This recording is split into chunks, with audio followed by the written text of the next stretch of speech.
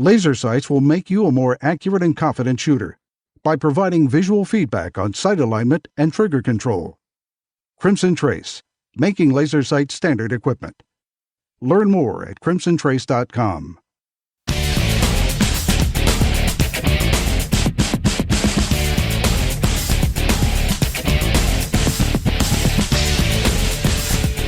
This is Tom Gresham's Gun Talk, now available on iTunes and other podcast clients, and on the free Gun Dealio smartphone app for iPhone and Android. Feel free to call Tom now at 1-TOM-TALK-GUN or 866-825-5486, or email Tom at guntalk.com. Now, once again, here's Tom. All right, back with you. 866-TALK-GUN gets you in here. I'm Tom Gresham. It is Gun Talk. If you'd like to know more about what we do, be sure to follow me on Twitter. I am at Gun Talk over there. And what happens is with the Twitter feed, let me just explain. I'm not taking pictures of what I had for breakfast. My Twitter feed is, in essence, it's a news feed. I find the stories out there, and sometimes with the help of listeners who send me stories. Say, look, here's something you might want to look at. And we throw them out there, and people comment on them, like a couple we just did, where one guy, maybe a good shooting, shoots two guys who are armed guys who are trying to rob him, but he is at an ATM machine at 1 o'clock in the morning. My comment on that was maybe a good shoot, but do you really need to be there? My whole thing has always been one of the best ways to avoid a situation is to not be there when it becomes a situation. People say, well, I should be able to go there anytime I want. Yes, you're right. I don't disagree with that. Absolutely. But let's get real. All right. 10 people shot last night on Bourbon Street, New Orleans, 1:30 in the morning. Nothing good happens at 1:30 in the morning on Bourbon Street. Choose where you go. But I'm just saying, I should be able to, yes, you should be able to go anywhere you want. Anytime you want, with anybody you want, yes, that would be great. But until that happens, why don't we try to be smart and not be where things like that happen with some regularity? I'm just saying. These are some of the things we learn when we're doing our first-person defender show, and we work with top trainers. By the way, first-person defender starts tomorrow at noon on Central. Each day we're going to release a new first-person defender episode on YouTube. Amazon Fire. We've got Hulu channel. We got, Apple TV. A lot of ways for you to find it. So pretty cool stuff. Joining me right now is a guy who's actually has been on First Person Defender. He has, in fact, been shot on First Person Defender. Gary Killingsworth from Crimson Trace. Hey, Gary. Hey, Tom. How are you doing? I'm good, and it hurts, doesn't it? It does hurt. People say, oh, yeah, you guys are just using paintball. No, it's not paintball. It's munitions. It's military grade, law enforcement grade, and it'll leave us a mark. Absolutely. You'll remember it. That's for sure. That's type of training. That's it, isn't it? Because you go back and replay. When something goes wrong in training, you go back and replay it over and over. And I'm not talking once or twice. I'm talking about 50 or 100 times. And you're going, well, I could have done this. Yeah. I could have done this. Well, how did that happen? Am I right? Oh, totally. When I was on, I was lucky enough to distribute a little bit more pain than I received. So that's always a good feeling. Feel good about that. Well, we tried to trip you up there in the middle of the whole day. We dumped a glass of cold water on Gary to kind of pull him out of the situation. Kind of like, what just happened? And then right when you get hit with the water, that's when the fight breaks out. That exactly. That changed everything. That was eye-opening. I'll remember that forever. I think about it every day. Well, you know what it was? You were behind the curve at that point, because otherwise you're sitting there waiting for the scenario to break out. You know this is going to be a something, and you're ahead of the curve. And all of a sudden we do something to pull you back, and it has taken off ahead of you. And, oh, my God, I'm trying to catch up with what's going on and find out who's doing what. And that's real world right there. It is. It's introducing a different stimulus that you're not expecting at all. And it's, what are you going to do? What happens next? Well, and there's no calling time out. I mean, there's a gunfight taking place, and you're in the middle of it, whether you want to be or not. That's right. So what have you been doing, man? I'm sorry? What have you been doing? You been doing anything fun? Yeah, actually, just getting back here about 2-3 weeks ago, coming back from Gunsight, the Crimson Trace 250 laser course. Is that not just like the most fun? I mean, people get tired of us saying it, but I mean, when you go there, people always say, now I get it. I see what you guys are always talking about. Gunsight, it's just awesome. It is. It is. There's no better place in the world. It is Disneyland for people like us. It is. I mean, I admit it. I mean, it brings a smile to my face when I think about it. I was out there last weekend. We were having some fun. So, all right. Well, Crimson Trace, one of the things I wanted to mention to people, and this was one of those that I did not expect. When we're in our fourth season now, first person offender, and we started putting lasers on the guns for some of the scenarios. And then this last season, you have not seen the ones that we're going to start releasing tomorrow. No, but can't wait. After the aftermath, we would just ask people. It wasn't like a big deal, just kind of like they've been in a gunfight, they've been shooting. Do you remember seeing your sights? We have yet to have a single person say that they remember seeing their sights. But what they always say is, no, I just saw the laser on him, and I just knew I could watch him and keep the laser on him. And it's like, we're not fishing for the laser thing. They just are throwing it out there. No, I was just looking at the bad guy, and I'm watching his hands, but I got the laser on him, so I don't have to look at the sights. It's volunteer. That's so true. It is so true, because you're totally invested in exactly what's happening and trying to disseminate everything that's going on in front of you, how to deal with it, that your eyes can't be in two places at once. So if you shoot a lot, I mean, you know where that front sight is, and you're at close range. Right. But that laser comes in so handy, and it happens so quickly that you're on target. And it's not like it's a piece of cardboard. It's when in these scenarios, we will sometimes have more than one bad guy, or we'll have a bad guy and a couple of good guys who look like they might be bad guys, and you're having to sort all this out in real time, and you really do need to be focusing hard on the people out there. What are they doing with their hands? What do they have in their hands? On and on. Who's moving which way? What's going on here? Exactly. If your focus is going back and forth, front sight out to the target, front sight back, you're going to be missing things. That's right. And when the laser's deployed and it is downrange, and you're dealing with everything that's going on, the laser is simply a projection of what your front sight is already doing. It's like looking at the front sight. Then, from what you're actually saying, it's like focusing on the front sight, but at the same time being able to focus on the target. That's an interesting way of putting it. I hadn't thought of that before. Yeah. Huh. Yeah. Yeah. It's the laser's doing exactly what your front sight would be doing. You just don't have time, or generally the stance or the ability to get a normal sight picture like you would in a controlled square range. And I know people will say, well, if it's real close, I can just do point shooting. I can look over the top of the gun. And yes, that is absolutely true. Especially if you're a good shot, you can probably get pretty good hits that way. For me, what the laser does is it allows me to make more precise hits. If I needed a real precision shot, I could make that. But it just allows me to keep my focus out there. I mean, and I don't want to beat this to death. It's just, for me, it has been an epiphany. Honestly, it really has, of watching this as we do the first-person offender shows. And they're so engaging, and the people come away and they're hyperventilating, and we say, well, did you see the sights? They go, no. And they're making good shots on them out there. It's amazing. To me, it's been startling, the difference it makes. Yeah, absolutely. Absolutely. It's more than a tool. It is standard equipment.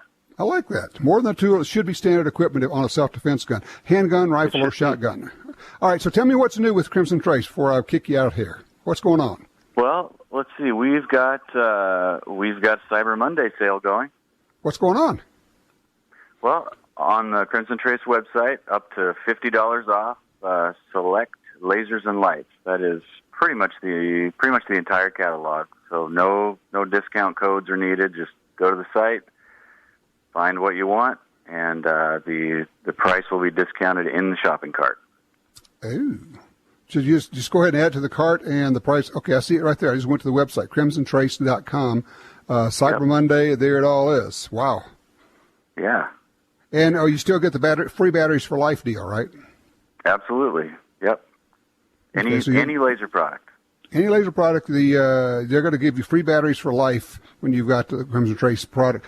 That's very cool. Now, does this include the brand new super cool Link?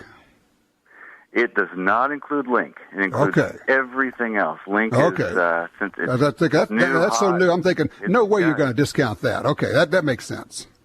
Yeah, it's in such demand that we're rushing to keep it on shelves right now. Oh, one of the things I was going to mention, I'm looking at the website. Probably the biggest question I get from people is, if I add the laser to my pistol, it will not fit my holster anymore.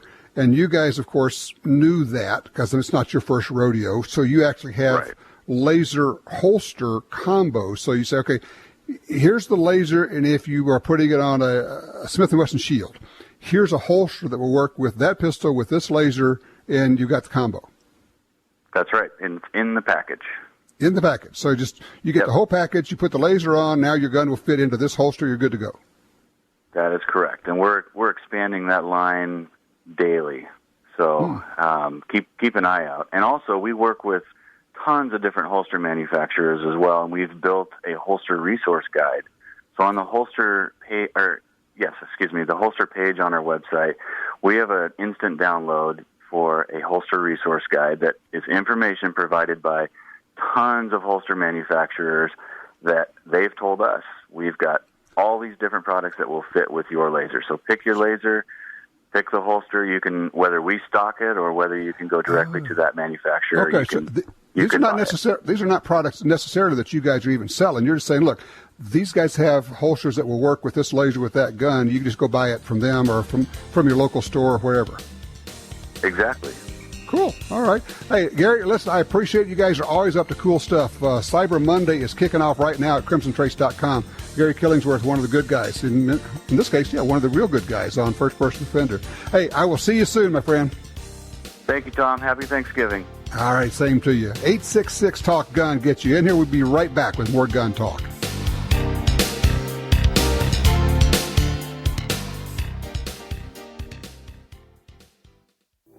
Black Hills. There's nothing like it on Earth. The kind of place where characters become legends. Wild Bill Hickok, Crazy Horse, Calamity Jane. Pick any part of the world and you'll find people go there to make it their own. But this is where people come to get made. This is the place that made the people who make the best ammo on Earth. Black Hills Ammunition. In the war on terror, fighting crime in the streets, in competition and homes around the world, one name in firearms stands out: Sig Sauer. Our pistols and rifles are renowned for their unfailing performance. This same commitment to excellence can be found in our line of SigTac accessories and the training offered by the Sig Sauer Academy. For unmatched quality, reliability, and innovation when it counts, choose Sig Sauer. Visit sigsauer.com today. Looking for the gift that keeps on lifting?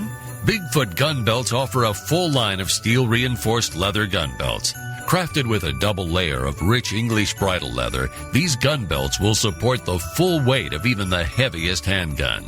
Each Bigfoot gun belt is made with the blood, sweat, and beards of Pacific Northwest craftsmen. Capture your legendary gun belt for as low as $59.88 at BigfootGunBelts.com. If you carry a gun, you need training. Your concealed carry class was definitely not training. But time, money, and obligations keep you from spending days at a shooting school. The trusted folks at Gun Talk can help. Concealed Carry 1, our DVD featuring the VADA Group, covers what gun, what holster, how to carry, where to wear your gun, and much more. Visit shopguntalk.com. That's shopguntalk.com. Look, This really is life and death. Learn how to stay aware, how to get away, and how to fight if you must. At shopguntalk.com, you can get the 2 DVD set, including Fighting with the 1911 with Tiger McKee. No matter what gun you carry, this vital training info can save your life. Learn the draw, the stance, reloading, vital gear from Gun Talk. That's shopguntalk.com. shopguntalk.com. Sid is on the way. Silencer Shop has shipped a Sid kiosk to a gun store near you. What is Sid? It's secure identity documentation, where you and all of your trustees can register, get fingerprinted, and complete the documents necessary to own a silencer in your gun trust. Easy, ATF compliant, and you only need to visit Sid once. Get to know Sid, your new 41F champion. Learn more at silencershop.com. Making the world a quieter place.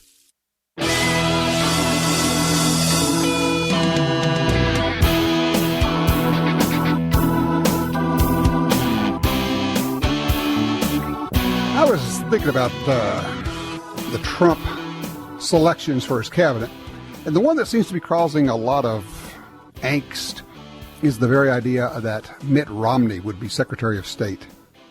And a lot of people say, well, you know, he was mean to Trump. He said terrible things. He didn't support him. Yeah, all that's true. But that's not really what bothers me about Mitt Romney. What bothers me is the idea that, and a lot of people don't quite get this, is State Department has a lot to do with firearms, importation of guns, removing restrictions on importation of guns. Also, of course, the UN treaty. I don't trust Mitt Romney as far as I can throw the state of California. I think he's basically an anti-gun guy. I think he comes from an anti-gun state. I think he comes from an elitist background where he's been protected all his life. And yeah, I know people say, well, so what about Trump? Yeah, I get that. But in this case, I just don't think Romney would serve us well, okay? Oh, Jim says, rumor is that Rand Paul is being considered for Secretary of State. That would be worth some consideration and certainly worth some talking. That would be an interesting deal. Let's go to line 2. Mark's with us out of Illinois. Mark, if under the Trump administration, what are you wishing that happens as far as gun rights? Well, I'm wondering, Trump was talking about rescinding Obama's unconstitutional executive orders, many of which were gun-related. But all, if you remember, and I don't know if anybody's talked to him about this, Bill Clinton signed some anti-gun executive orders, and if you remember, there was an infamous executive order George H.W. Bush signed that back, I think, in 1990 or somewhere thereabouts. Any possibility of getting those rescinded? I think there's a possibility.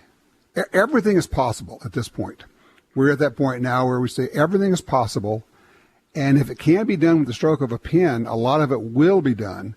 Now, there will be much wailing and gnashing of teeth, and the media will lose its mind, and the typical leftist groups will scream and holler.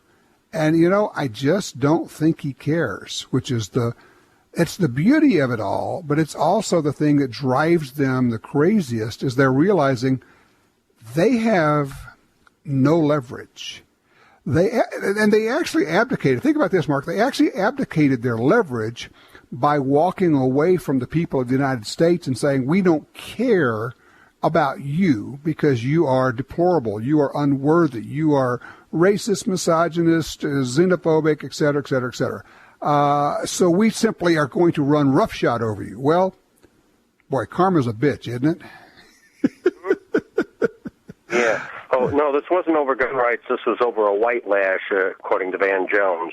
There you go. But no, there's a lot of stuff in the back, way back there. I'm talking about going back to the first Bush, who was not a friend of gun owners, too. So, I mean, there's a lot of stuff I would love to see undone.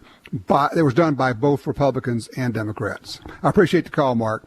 Bob is in North Dakota on 3. Hey, Bob, what would you like to see Trump do? Hi, Tom. Yeah, I would certainly like to see President Donald Trump get rid of gun-free zones. I don't know if anyone's mentioned that yet. If they have, I apologize. But I would sure like to see that.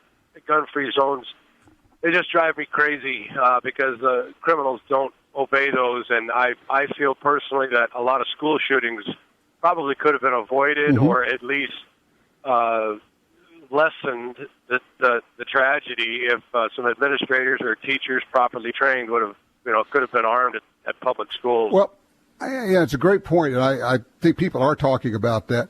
And thank you, Bob. I remember under Bill Clinton when the original Gun-Free School Zone Act was ruled unconstitutional. So it went away. And Bill Clinton told Janet Reno, the Attorney General, find me a way around the Constitution on this one. And she went to work on it, and they came back, and I think they brought back the whole interstate commerce deal, the Commerce Clause. I think that could go away. I think the whole interstate commerce deal is a scam. I think we could see Clinton coming in and getting rid of the federal gun-free zone thing, not just in schools. Or I say Clinton, sorry, Trump, thank you. Trump undoing that. I think that Donald Trump could undo that. Not just in schools, but how about post offices and other federal properties, buildings in national parks. You can go into a national park with a gun, but you can't go into a building. You can't go into a bathroom in a national park with a gun. You can walk around the property. It's perfectly legal. But the moment you step into a building, you're breaking the law. Well, that's idiotic. How about this one? We have dozens and dozens and dozens and dozens and dozens of law enforcement, or of federal agencies that now have armed law enforcement branches. The Department of Education has an armed branch. EPA has an armed branch. Post Office has an armed branch. Go on and on and on. We don't need all of that. We get rid of a lot of that stuff. Would make us a lot freer by doing that. Oh, by the way, I think I made a boo-boo earlier. I was talking about where you can watch first-person offender. I think I said Hulu. No, not Hulu. It's Roku. It's that other coup. Roku, as well as Amazon Fire, Apple TV, and, of course, our YouTube channel if you want to watch first-person offender. And once you see one, you're going to watch them all because it's binge watching, I guarantee you, starting this Monday at noon Central.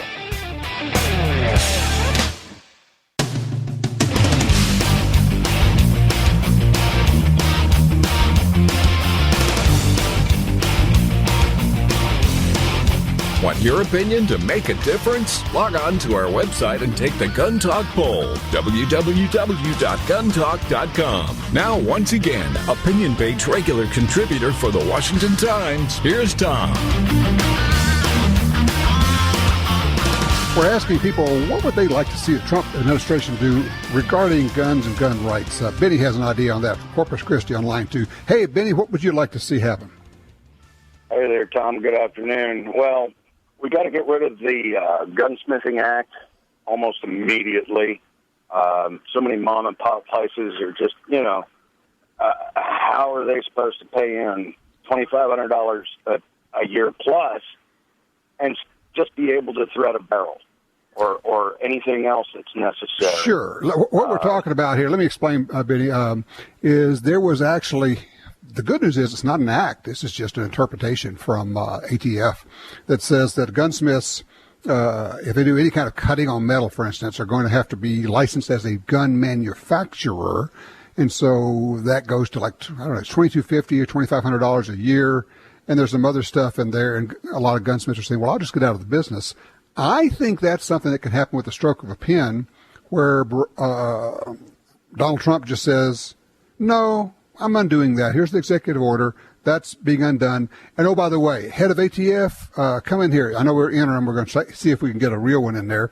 But here's what's going to happen. If that doesn't happen in 30 days, I'll want your resignation, and then we'll get the next one. If that doesn't happen in 30 days, I'll get your resignation. And if it doesn't happen as we go down the line with these career bureaucrats in these agencies, and they say, well, you can't fire us. We have the civil service. We have tenure. Watch. He'll fire them left and right.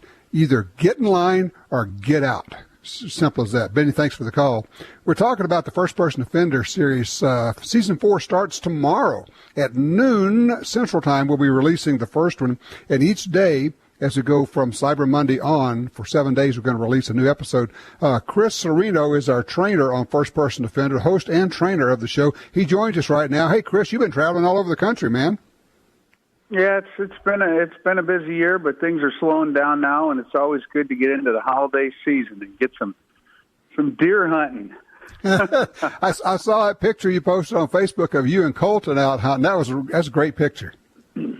Family tradition. I got to tell you, Tom, I don't know if you've ever seen one of those Ruger 44 carbines, but I just got one yesterday. I wanted one all my life, and I just had to tell you I got one. Well, Jim Kinsey, who runs the board here, our producer, he is a big fan. He's had one for several years.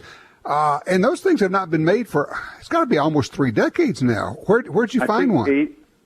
I think 1985. Well, my cousin found one at an estate sale, and the bad thing is, Tom, I just bought one on Gunbroker yesterday. I finally got a winning bid, and he showed up 30 minutes later with this one. So now I own 2.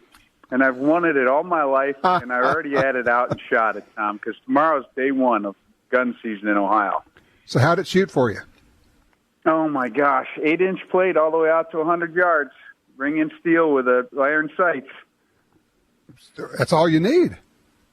Yep, that's all you need for deer. Heck, it shoots better than my shotgun slugs did, so I'm excited. That's right, because you're hunting in Ohio. You can use that in Ohio now, right? Yep, pistol caliber cartridges were made legal about 3 seasons ago. That is sweet. All right, I was telling people about First Person Offender, and they watch the show, and of course you're there for all of them. And we design these scenarios, and we think we know how the scenario is supposed to play out, but we often get some curves thrown at us, don't we? Oh yeah, well you never know how anything's going to go. I mean, the scenario itself is a wild card, and then of course you get people that are jacked up because they know something's coming, and then we give them all this kit and we give them guns and everything, so they assume they're going to be involved in a shooting. So you just really never know what you're going to get. But you know what? It's always a great learning experience, good or bad. Well, one of the things I've been impressed with is watching you work with people either, and they could be somebody who has almost no experience with guns, or it could be somebody like a Mike McNett who really knows guns and shoots well. I mean, he's the head of double tap ammo, and he handled that scenario so well. And you said, but in the middle of it, you said, okay, after the first one, you said, but what if the bad guy goes in the room here? And Mike said, well, I'll run over there and, I'll confront him. I love that word. I'll confront him. And you said, well, what if? I love it. You say, well, what if? You always start it that way. That way it's not kind of like, hey, that's dumb. You don't do that. Well, if you're not playing what ifs and when then scenarios in your mind, you're going to be tremendously caught off guard. Mm-hmm. And that's just the nature of the beast with any kind of concealed carry and especially with first person defender, because anything goes, anything can happen. You know damn well that life is stranger than anything we could imagine. Oh, yeah. The stuff you have seen with your training, or both in the police department and with federal law enforcement stuff and your training and all, and you pull from all of that. And in this case, you're saying, well, look, instead of running into the room where you just saw a bad guy with a gun go in there, how about if we run over to this other room, and now you're in a position to keep an eye on the door. You know there's nobody in that room. Oh, it's just the bad guy in there. And when he comes out of the door, now you're in a position to do whatever it is required. Well, I've said it before, and I learned it a long time ago from a guy named Gary Klugowitz, who's a great trainer up in Wisconsin. And one of the sayings he had was disengage and or escalate. You know what? You can do any one of those things and any combination of them. And sometimes disengaging in order to escalate is a great thing. Sometimes just plain old disengaging is a great plan. And sometimes there's no option for disengagement. You go right to escalation, and that's that.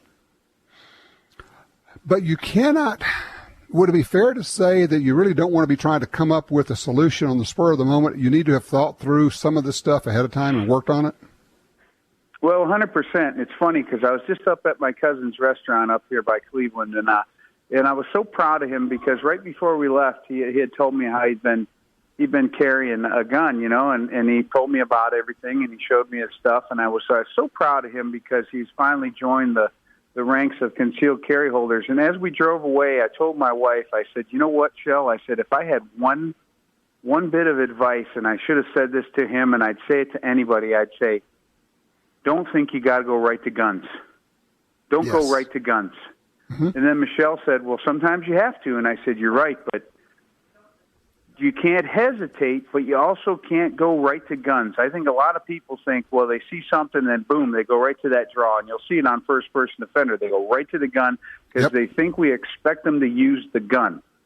Well, I tell you what, hold that thought, Chris, because we'll take a break, come back. We had one guy, we couldn't get him to go to guns, no matter what we did. I mean, we got guns going off and everything else. Well, actually, we had more than one. And in one case, it was absolutely appropriate. In another case, we're going, well, good Lord, why didn't you shoot somebody there?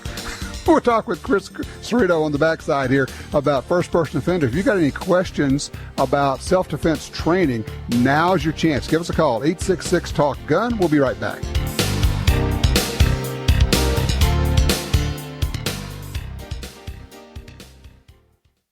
Nosler has been a leader in bullets and ammunition for decades and keeps growing with new product introductions that follow this tradition.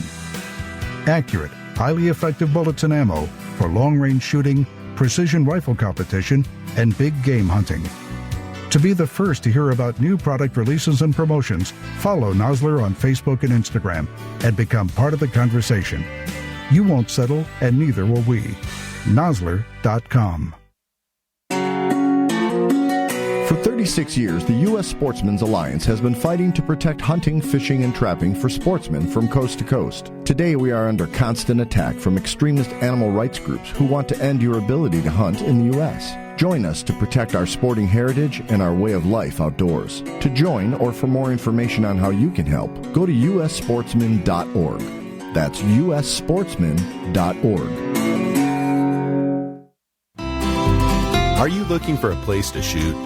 The National Shooting Sports Foundation has a great website called wheretoshoot.org. It's the largest database of shooting ranges on the internet. It's also a great resource for shooters where you can find video tips, printable targets, and a lot more. Find it online at wheretoshoot.org. And while you're there, download their free iPhone app. That's wheretoshoot.org.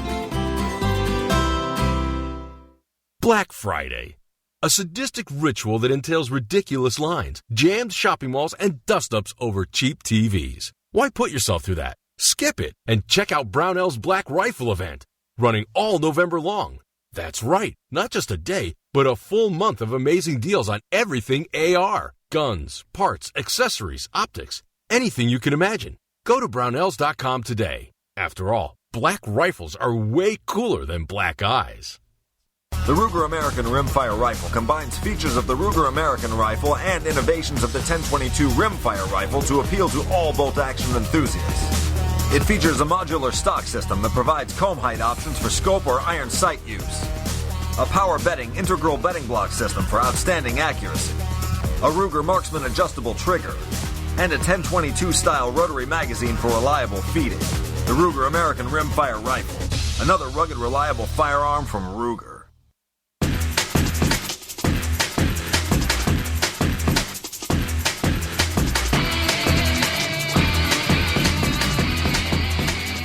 We're talking with Chris Cerino from the Cerino Training Group right now about the first-person offender show that we do. It's a TV show, but it's actually distributed digitally, as we say. It's actually starts tomorrow, the fourth season. It'll be on our Roku, Amazon Fire, and Apple TV players, and also, of course, on our YouTube channel. Just look for Gun Talk Media on all of those, and you'll find those out there. We take regular people, throw them into a self-defense situation. Could be a home invasion, could be an ATM robbery, could be a school shooting, could be an active shooter situation. Chris, we had, I'm just thinking of two of our people this past year. One of them did such an incredibly good job. You remember Tim, we just could not get him to engage and shoot somebody. And at the end of it, he said, well, he never actually did anything that required me to shoot. And we went, well, yeah, that's the right answer, isn't it? Yeah, that kind of stuff happens. I that's like Michelle, when Michelle says, you got to, you can't tell people not to go to guns right away, but you also got to tell them, not to hesitate. I firmly believe that when you have no time to think about what's going on and you have to react with deadly force, it's probably the best decision at the time. Mm-hmm. And if you have time to think, well, that's a whole nother game. I mean, if you have time to think, then you have time to maybe formulate a different plan, or to come up with something else. Tom, there's nothing right. That's an interesting idea. There's no right answer necessarily. You're going to do what you can.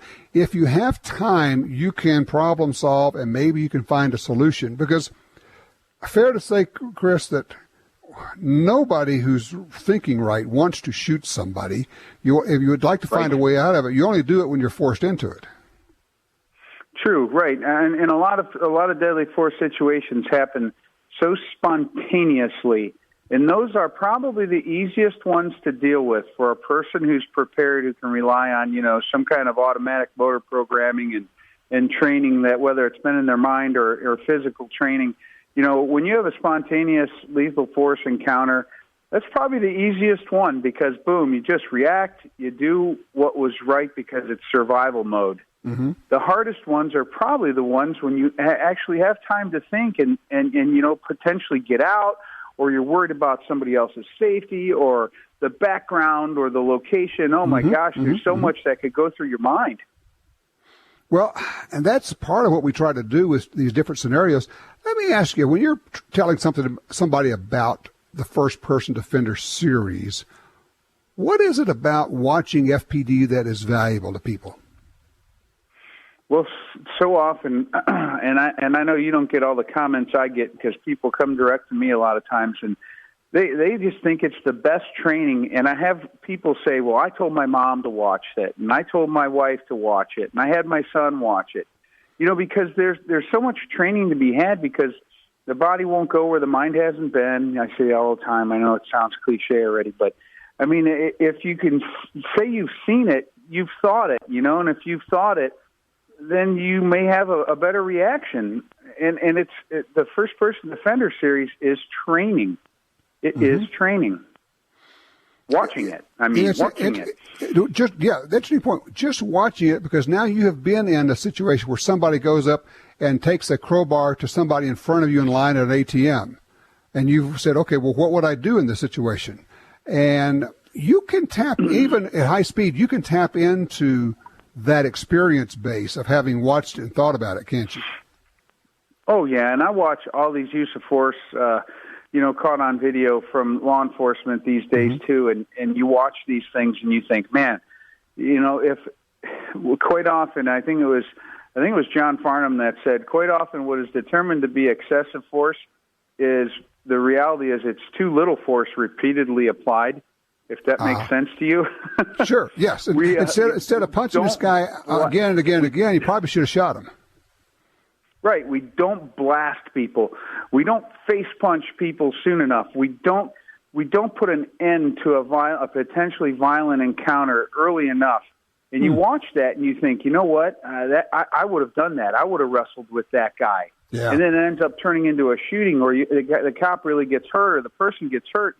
And you think, you know what, if he'd have just looked at those cues, those danger cues, and blasted that guy, whether it was a fist to the face or with, the initial shooting. It may have saved everybody.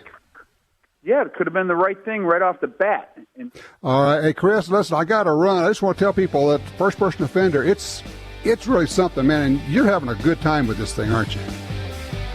Absolutely. We love it. It's fun. Chris does a great job. We'll talk about your super trainer. Check it out. First-Person Defender starts tomorrow, Monday, noon Central Time. The first episode comes out. Once you start, as he says, it's like eating potato chips. You just can't stop. 866-TALK-GUN. Are you an FPD fan?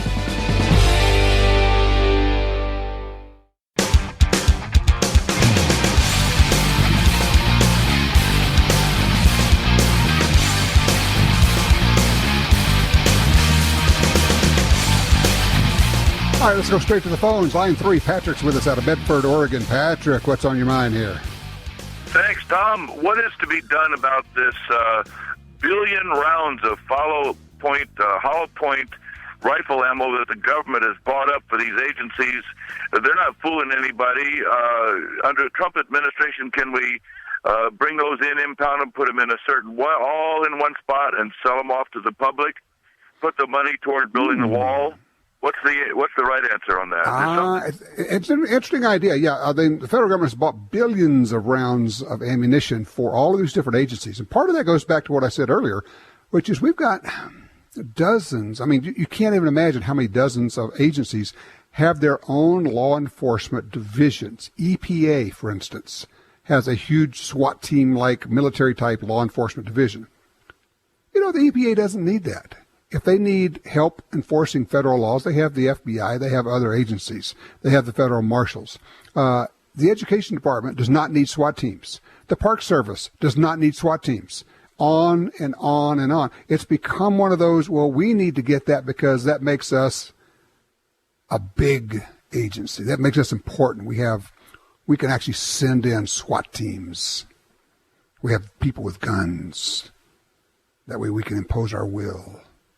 So I think it's two things. One is, let's take about 3/4 of the agencies that have law enforcement type divisions and do away with those divisions. Just say, look, when you need law enforcement help, we have federal law enforcement officers in the form of marshals and FBI and different groups.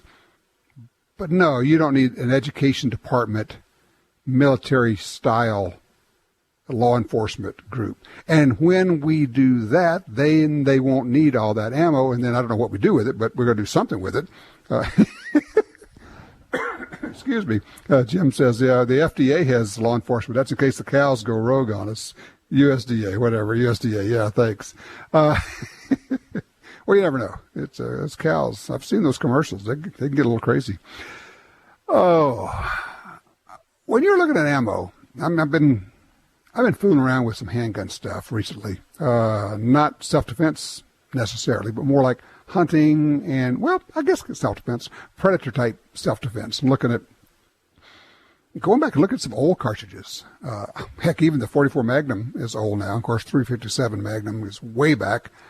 And then look at the .45 Colt, which is, what's like 140 years old? 140 years old, 140 more or more. The .45 Colt has been around forever. Well, the Colt single-action army. And yet it is still chambered in a zillion different revolvers and also in some lever actions, which I think is just really cool. A Western-style lever-action rifle chambered for a pistol or handgun cartridge is just sweet. So I'm looking at the .45 Colt.